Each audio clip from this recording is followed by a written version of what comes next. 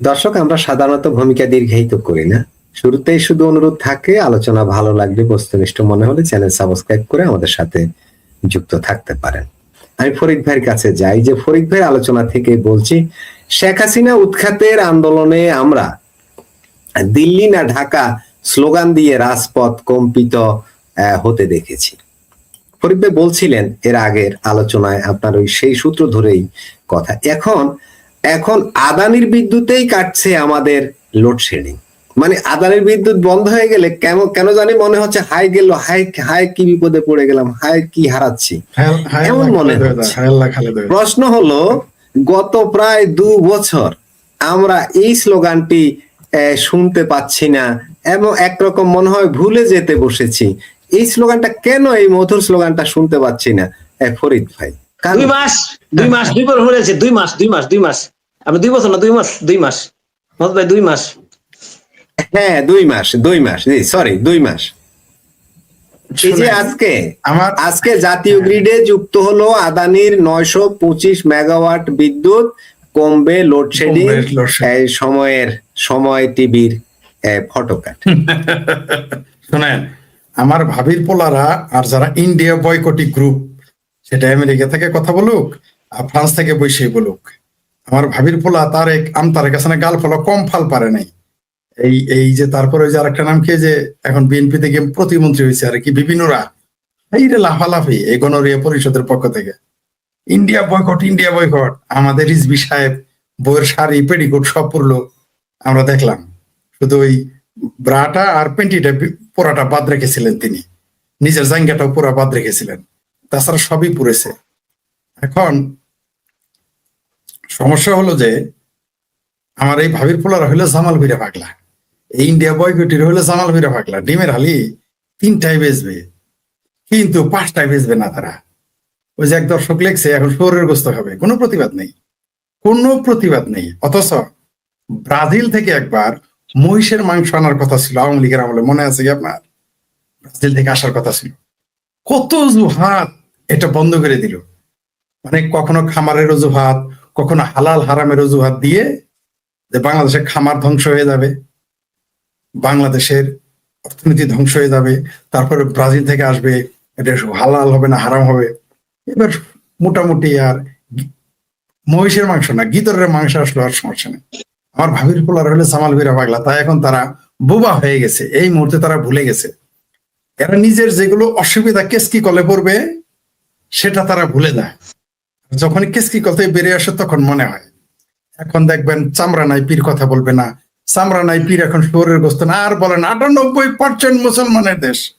এখন হেফাজতে ইসলামের আর ইসলামে হেফাজত করতে হয় না, কারণ এখন গীতর আসলো আর ইসলাম খতমে পড়ে না, তাই হেফাজত কেন করবে?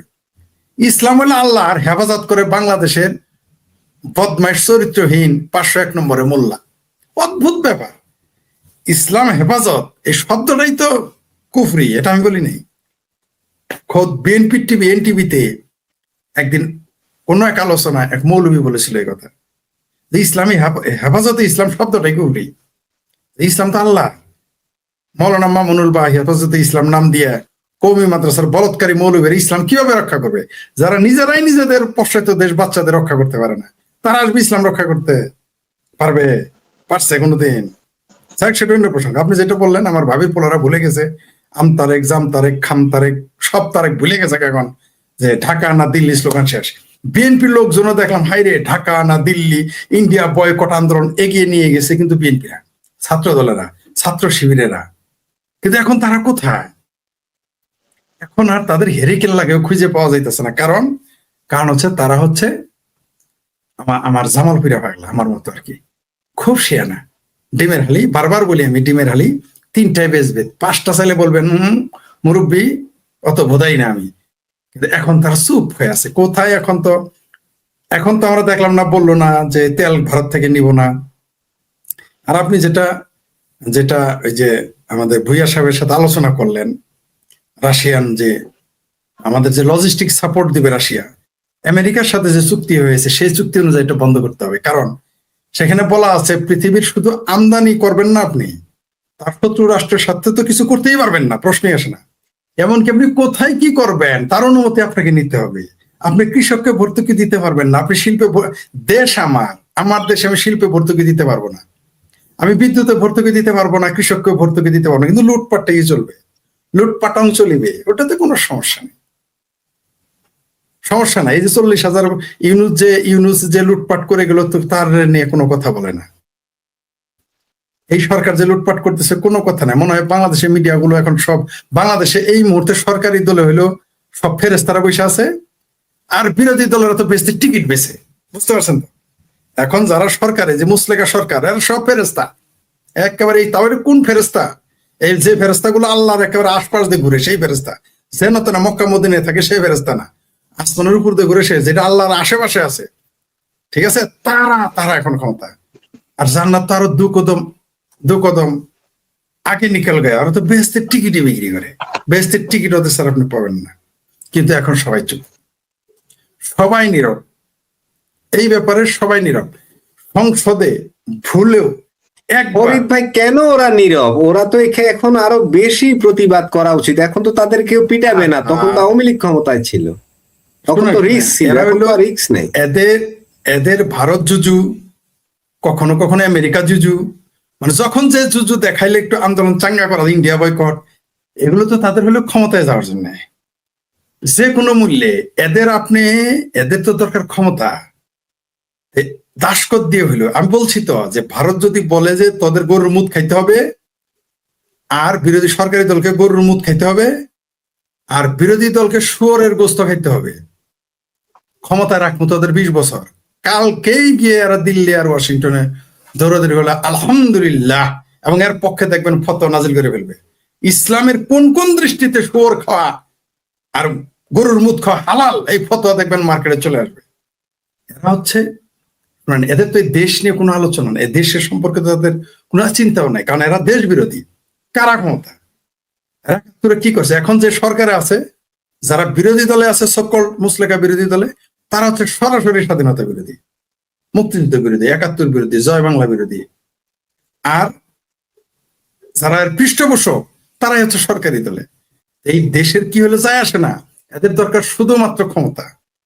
যে কোনো মূল্যে এদের ক্ষমতার দরকার, যে কোনো মূল্যে। ভারত বিরোধিতা বলেন, আমেরিকা বিরোধিতা বলেন, রাশিয়া বিরোধিতা, এগুলো বুগাস, কোনো ন্যায় নীতির কোনো কথাই নাই। আওয়ামী লীগ ভারতের কাছে দেশ বেঁচে দেয়, আমেরিকার কাছে দেশ বেঁচে দেওয়া খুব আরাম। বেঁচে দিছে যে পাকিস্তানের বিরুদ্ধে ভাই কেন যাবে ভাই?